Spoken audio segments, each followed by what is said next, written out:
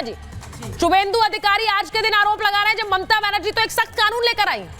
जी सुचरिता जी, बहुत बहुत धन्यवाद। सबसे पहले मैं ये कहना चाहती हूँ और बड़े दुख के साथ कहना चाहती हूँ कि आज का दिन भारत के इतिहास में काले अक्षरों में लिखा जाएगा, क्योंकि इतने शर्म की, दुख की बात है कि एक भारतवर्ष की महिला मुख्यमंत्री विधानसभा में खड़े होकर के, जो स्वयं कटघरे में है डॉक्टर बेटी के केस में और बेटियों के दुराचार व्याभिचार के मामले में, वो पूरी ठसक के साथ एंटी रेप बिल तब लाती है जब उनकी कुर्सी खतरे में आ जाती है, जब पूरे का पूरा बंगाल उबल जाता है और सड़कों में आ जाता है।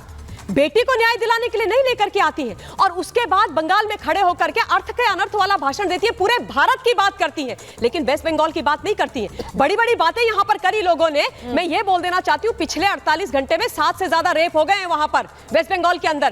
क्या कर रही है ममता बनर्जी? आप एंटी रेप बिल लेकर के आज आई हैं, आपको केंद्र का लाया हुआ है वो स्ट्रिक्ट सख्त बिल नहीं दिखाई दिया, आपने उसको वेस्ट बंगाल के अंदर लागू क्यों नहीं किया? अगर आपकी मंशा थी कि वहां पर बेटियों के साथ दुराचार व्याभिचार ना हो और जो भी रेपिस्ट हैं, जो भी दोषी हैं, उनको कड़ी से कड़ी सजा मिले, इनकी मंशा कभी वो थी ही नहीं। मैंने तो आज तक कभी ऐसा नहीं देखा भैया कि मुख्यमंत्री स्वयं से अपने ही विरोध में सड़कों पर उतर गई है। किसको बचाना चाह रही हैं? 2-3 चीजें जरूर बोलना चाहती हूं। अभी टीएमसी के प्रवक्ता ने बोला कि जो पीड़िता का परिवार है वो कह रहा है हमें ममता बनर्जी पर भरोसा है। अधीर रंजन चौधरी, अधीर बाबू ने बोला है, आपके इंडिया अलायंस के नेता ने, कि पीड़िता के परिवार को नजरबंद करके रखा है कोलकाता की पुलिस ने, वो बोल रहे हैं और आप झूठ बोल रहे हो पीड़िता के परिवार के नाम पर। ममता जी एक बात बताइए ना, अगर 36 दिन के अंदर सजा की बात कर रही है ममता बनर्जी, तो ये तो बहुत स्ट्रिक्ट कानून की बात कर रही है, तो इसमें आपको, मुझे लगता है इसमें समर्थन करना चाहिए आपको। इसके खिलाफ क्यों है? सुचरिता जी, मैं इसके विरोध में नहीं हूं। हाँ। मैं इनका जो इंटेंट है वो जनता के सामने रख रही हूं।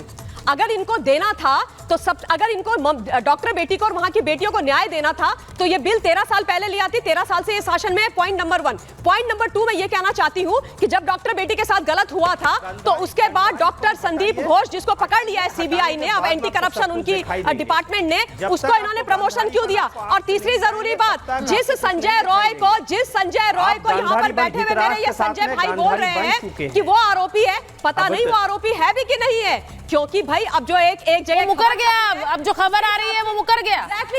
वो मुकर गया है। सबसे बड़ी बात यह है कि वो मुकर गया है। अब संजय रॉय कह रहा है कि वो मरी हुई थी, खून से लथपथ थी जब मैं गया। अब वो उस समय सच बोल रहा था या इस समय सच बोल रहा था पता नहीं है, और मैं डर के मारे बाहर भागा हूँ। अक्सर ऐसे मामलों में ममता जी अक्सर रेप के मामलों में ऐसा होता है, बयान बदले जाते हैं, कई बार विक्टिम पीछे हट जाता है, लेकिन मेरा मतलब ये है कि अगर एक टाइम बाउंड समय में इसकी सजा की बात हो रही है, दैट इज गुड। मुझे लगता है हम उसको सपोर्ट करें, लेकिन चंद्रमोहन जी, जो बात ममता जी ने कही, ये इस सियासत के चलते क्या क्रेडिबिलिटी बचाने के लिए कानून आया है, वरना अगर रक्षा की बात होती तो कानून पहले आना चाहिए था।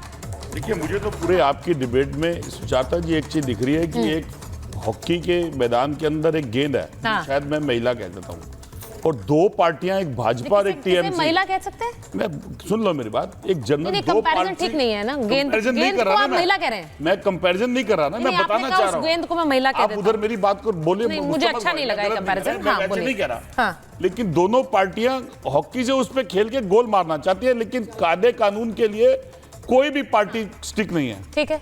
बेसिक मुद्दा क्या है? मुद्दा यह है कि डीसीपी साहब ने कहा कि रेप होते हैं, और डीजीपी साहब ने कहा रेप होते हैं, और रेप हुए, लगातार हो रहे हैं, हम कई डिबेट में बैठते हैं, लेकिन उसके बाद सख्त कानून अगर एक पार्टी लेके आ रही है तो सेंटर क्या बैठा हुआ है? आंखें बंद करके नहीं, ममता जी यहाँ पर कह रही है ना, एक कानून है सेंटर में, 8 बजे एक कानून है सेंटर में जिसके लिए उन्होंने कानून है। मेरा टाइम बहुत छोट रहा है तो नहीं बोलिए। अच्छा बोलिए। आज 8 बजे का टेरर कहाँ है? वो जो 8 बजे आके नोटबंदी कर सकता है टेरर, एक समय टेरर के अंदर जीएसटी हो सकती है, तो क्या आज 8 बजे आके एक ऐसा कानून सब स्टेट के लिए पास नहीं हो सकता महिलाओं के लिए?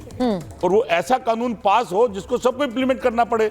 और फिर क्यों संदेश खाली की चर्चा होगी, फिर क्यों मणिपुर की चर्चा होगी, क्यों हाथरस की होगी, क्यों उन्माव की होगी, क्यों कोई सेंगर बचेगा, क्यों कोई ब्रिजभूषण बचेगा, क्यों कोई बदलापुर के अंदर 3 साल की बच्चियों का करेगा?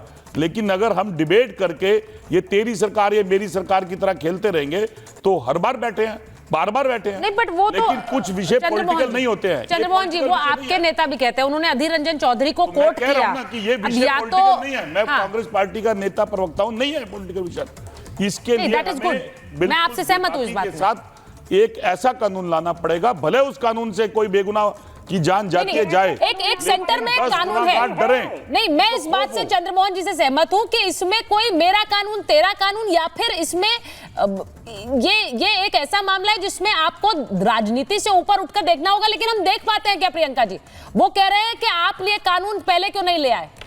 अब एक कानून तो केंद्र में है, एक कानून केंद्र में है। प्रियंका जी ने सुनिए, विमेन प्रोटेक्शन बिल जो है, भारतीय न्याय संहिता जो है, सब चीजों में महिलाओं के लिए ऑलरेडी बोला गया है। हाँ। उसमें सजा के भी प्रावधान दिए गए हैं।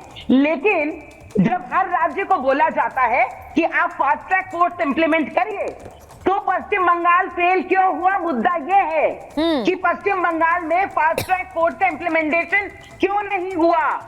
अरे बेटी पढ़ाओ बेटी बचाओ, क्यों नहीं बेटी है? पढ़ाओ सवाल बेटी ये है, सिखाओ वाला सिर्फ नारा यही जो नहीं, आपका है, मैं आपको ये भी वो बता नारा देना चाहूंगी, हिंदुस्तान का है जब या इस पश्चिम तरह बंगाल का के नहीं वाकये है? होते हैं, इंसिडेंट बंगाल होते का नहीं हैं, है क्या? उत्तर तो प्रदेश का नहीं है? पश्चिम है तो पूरे बंगाल हिंदुस्तान सरकार का के ना। वकील ही प्रियंका जी, मेरी वहां एक बात खड़े का हो जवाब जाते हैं दीजिए।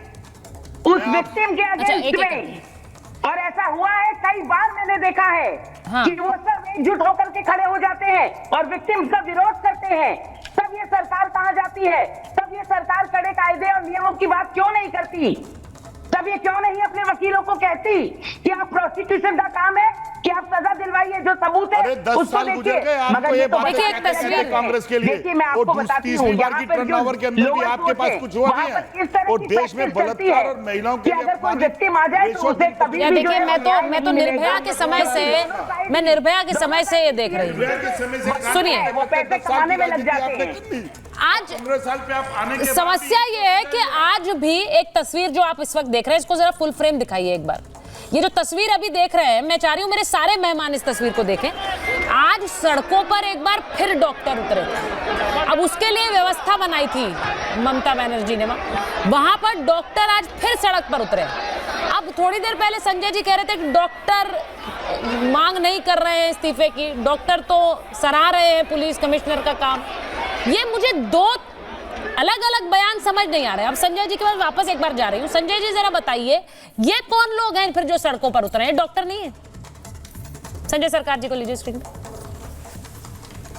देखिए, हाँ मैं एक चीज बताने चाहते हैं। जी, बताएं अगर प्लीज। डॉक्टर अगर एजिटेशन करते हैं, हाँ। उसको लोकतांत्रिक अधिकार है एजिटेशन करने के लिए। ठीक कोई है। देखिए, घर का एक बच्ची किसी को मतलब जो बलात्कार के बाद में हत्या हुआ है, इतना भयानक घटना हुआ, डॉक्टर को अधिकार है। लेकिन मैं एक चीज बताने चाहता हूं, जो बनारस में गैंगरेप हुआ है, उसमें आपको मालूम है सक्षम पटेल और अभिषेक चौहान, भारतीय जनता पार्टी को आईटी सेल क्या है, उसको बेल मिल गया।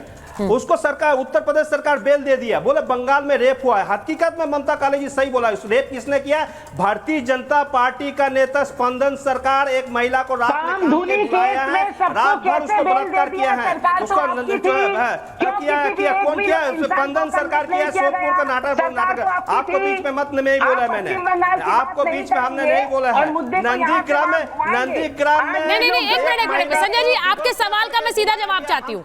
आपने कहा कि वहां पर बीजेपी से जुड़े हुए थे रेपिस्ट, इसीलिए वहां पर उन्हें बेल भी मिल गई और वो बाहर घूम रहे हैं। ये मैं सीधा सवाल प्रियंका जी से पूछ रही हूँ, उनको जवाब देना पड़ेगा। प्रियंका जी जवाब दीजिए। देखिए, बिल्कुल जैसे कि इनके पास जवाब ये है कि कामदूनी में जितने लोगों को बेल मिली वो कोर्ट ने दी, टीएमसी ने नहीं। वैसे ही मैं ये कहूंगी, जो प्रक्रिया हो रही है वो कोर्ट में हो रही है। बीजेपी किसी को बेल नहीं दे रही। लेकिन इनसे ये पूछिए ना, जब छात्र परिषद के बच्चे उतरे थे तब पुलिस ने उनको लाठियां डंडे मारी थी। इन्होंने कहा कि वो विद्यार्थी नहीं है। तो आज ये कह देंगे कि ये जो रस्तों पर भारतीय जनता पार्टी का मिला है, जो बच्चे नौकरियों के लिए उतरते हैं, आईटी सेल में है, के बच्चे जिनको नौकरियां नहीं मिलती, क्योंकि नौकरियां ये चोरी करके पैसे लेके बेच देते हैं, तो क्या वो टीचर नहीं है? आप देखिए, ये एक लौटी सरकार है, एक लौटी सरकार जो। लेकिन मुझे ऐसा लगता नहीं प्रियंका जी, एक बात बड़ा क्लियर है, जब इस तरह के आरोप लगते हैं और कोई भी व्यक्ति किसी पार्टी से जुड़ा हुआ है तो उससे पार्टी से अलग करना चाहिए। मैं ये नहीं कह रही हूं कि आरोप लगने के साथ ही ये साबित हो जाता है कि वो दोषी है।